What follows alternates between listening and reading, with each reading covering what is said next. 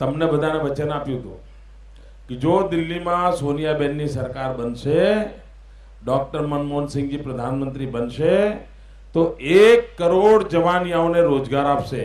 કેટલા? ફરી બોલો તો 1 કરોડ લોકોને. આજે હું ખેરગામમાં પૂછું છું, ભાઈ કોઈ છે જેને દિલ્હીની સરકારે રોજગાર આપ્યો હોય? અહીંયા છે કોઈ? હોય તો મને કહો. દિલ્હી સરકારે રોજગાર આપ્યો હોય એકે માણસ છે અહીંયા? હવે મને કહો, આ છેતરપિંડી કહેવાય કે ના કહેવાય? સરકાર બનાવે 8 વર્ષ થયા એમને, 8 વર્ષ, પરંતુ તમારા દીકરાને નોકરી, ધંધો, રોજગાર મળ્યો છે? આ છેતરપિંડી કરે છે આ લોકો. અહીંયા મોટી સંખ્યામાં યુવક યુવતીઓ બેઠા છે, ત્યારે હું આપને એક વચન આપવા આવ્યો છું. ભાઈઓ બહેનો, અને જ્યારે હું વચન આપું ને એટલે તમારે સમજવાનું કે એમાં આગા પાછા થાય મોદી નહીં. હા,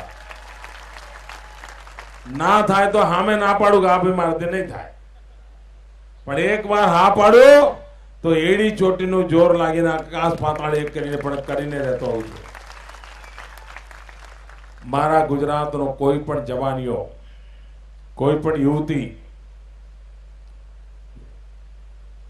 કોઈ આદિવાસી હોય, દલિત હોય, ઓજડિયાત હોય, પછાત હોય, કોઈ પણ ગામડામાં હોય, શહેરમાં હોય, ગુજરાતનો કોઈ પણ જવાન એને જો ધંધો રોજગાર કરવો હોય અને બેંકમાં લોન લેવા જાય, બેંક પાસેથી ટ્રક લાવવા માટે લોન જાય, ટેક્સી માટે લોન લેવા જાય, ટેમ્પો માટે લોન લેવા જાય, હોટલ કરવી હોય તો હોટલ માટે લોન લેવા જાય, કારખાનું કરવું તો કારખાના માટે લોન લેવા જાય, તો બેંક વાળો શું કહે કે ભાઈ તમારો પ્રોજેક્ટ તો બહુ સરસ છે અને ખૂબ સારો, હું તમને પૈસા આપવા તૈયાર છું, પણ તમે જામીન લઈ આવો, એવું કહે ને?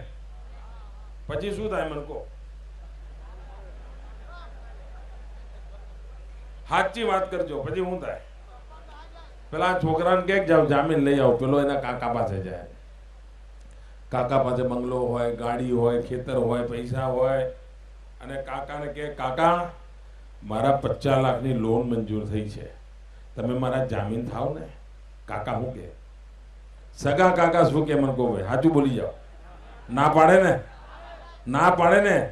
પહેલા તો કે ઉભર ભાઈ તું એક કામ કર, મારે કોઈ વકીલને પૂછવું પડશે. પછી કે ના ના મારે તો ફલાણું છે એટલે મારથી નહીં થાય. પછી એમ કે ભાઈ બધું બરાબર, પણ જો તારું ડૂબી ગયું તો ભેગું જેલ મારે જવું પડે, એટલે તું મને જામીન ના પાડે. ના પાડે? સગો કાકો ના પાડે? ના પાડે? મામા પાસે જાઓ તો હા પાડે, માસા પાસે જાઓ તો હા પાડે, સગા ભાઈ પાસે જાઓ તો હા પાડે? જરા બોલો ને, હા પાડે કોઈ? કોઈ તમારું થાય? કોઈ ના થાય.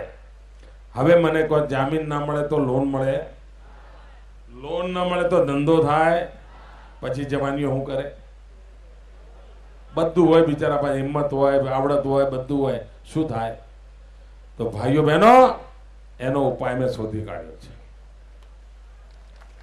ગુજરાતનો મારો કોઈ પણ યુવક, કોઈ પણ યુવતી પોતાનો સ્વતંત્ર ધંધો રોજગાર કરવા માટે બેંકમાં લોન લેવા જાય અને બેંક વાળા એમ કે જાઓ જામીન લઈ આવો તો મળશે, તો કોઈ જામીન માંગે તો આજથી લખી રાખજો, હું તમારો જામીન.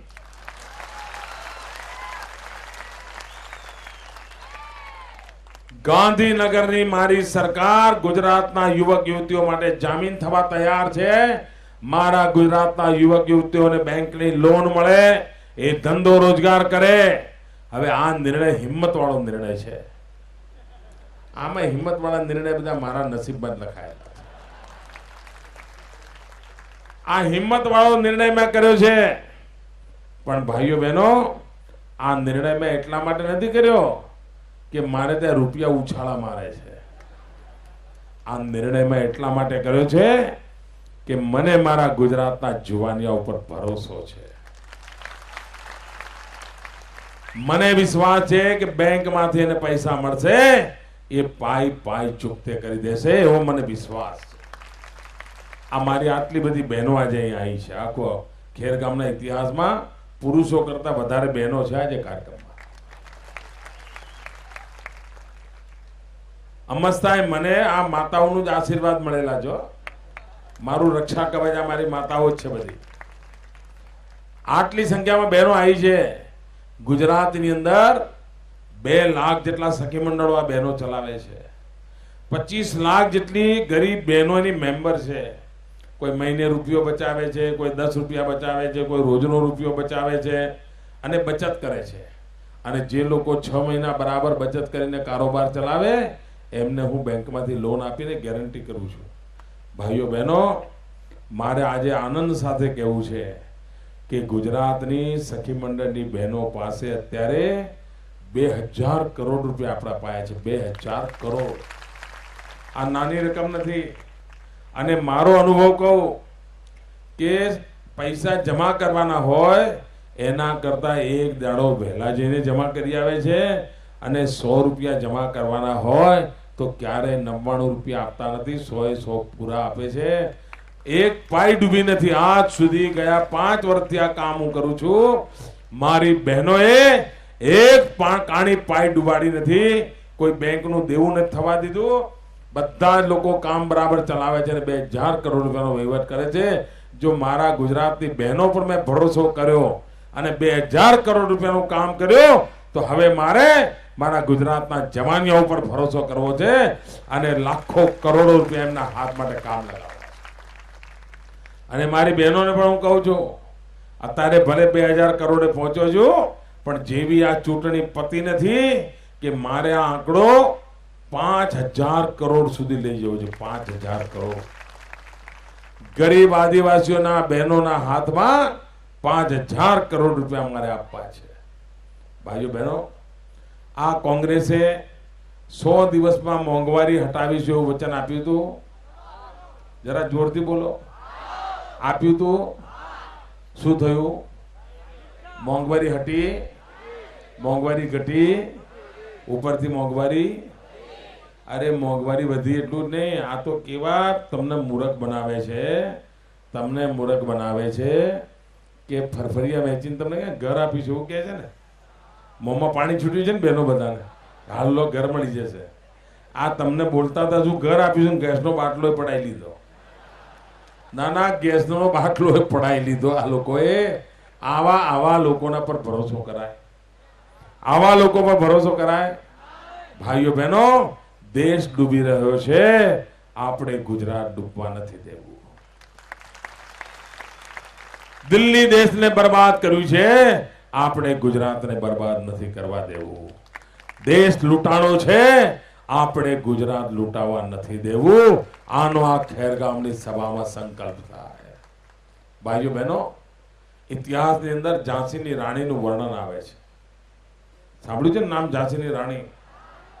આ ઝાંસીની રાણી પાસે અંગ્રેજો જ્યારે ઝાંસી પડાવી લેવા આવ્યા ત્યારે અંગ્રેજોને ઝાંસીના રાણીએ લલકાર કર્યો હતો.